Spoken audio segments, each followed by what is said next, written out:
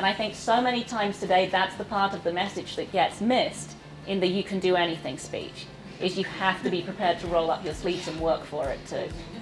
And then that ties in well with a quote on a blog of yours from before is, you say, every time I strap into a car, it requires persuading a company to believe in me, to believe in what I stand for, to believe in not only what I can do on the racetrack, but what I can help them do to activate their brand. And so speaking of brand, in the last year, you have partnered with the Susan G. Komen company and breast cancer awareness. So how does that further your mission as a race car driver? So the partnership with Komen was, I'm going to keep losing my foot off this chair today for some reason. That's the second time I've done that. So the partnership with Komen started last year. It's something that's very important to me. It's something that runs a little bit in my family, not in a scary way, but just enough to make me much more aware. Komen have had partnerships with female race car drivers before, and I always thought it was something exceptionally cool to use this platform we have to go out and do something good with it. Then, to me personally, it was a very interesting transition. Since I was racing go-karts in Italy semi-professionally at 17 years old, I had a red and yellow helmet. The reason for that is I originally started racing with a blue helmet because I was a little girl and it matched my eyes. But my dad couldn't pick me out of a crowd of racers.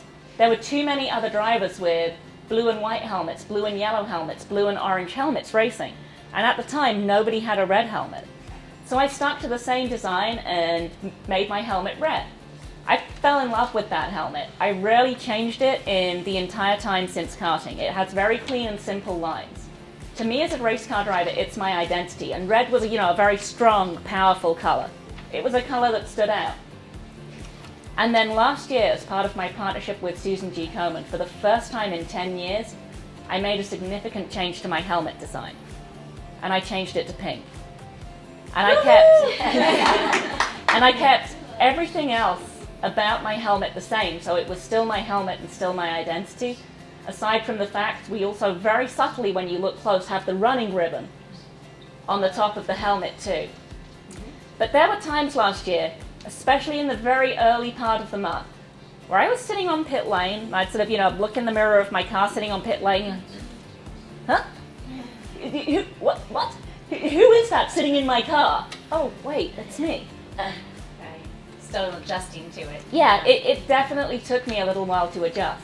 Then as a race car driver too, sure, I'm wearing pink for a fantastic cause and a really great reason. But at the same time, I compete in the sport of guys. And I normally do my best to fit in. I do not turn up at the racetrack dressed like this. I turn up wearing jeans and sneakers and with my hair pulled back, and that's what we do as female race car drivers.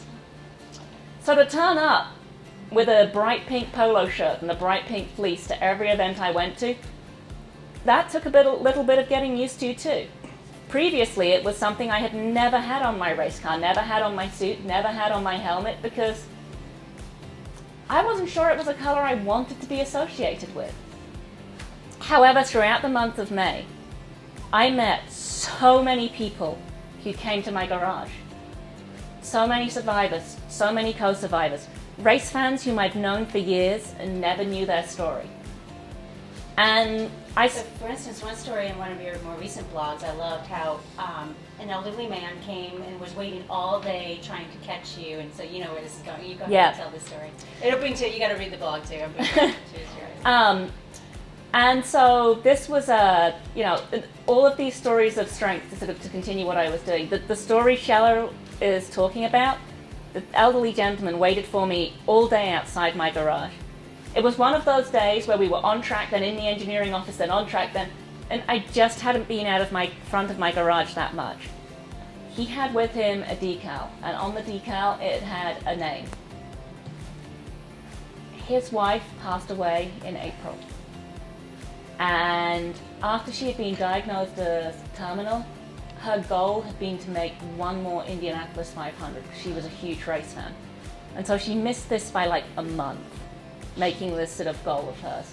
So he bought me a decal with her name on it, and we ran it in the cockpit of my race car next to me last May. That's beautiful.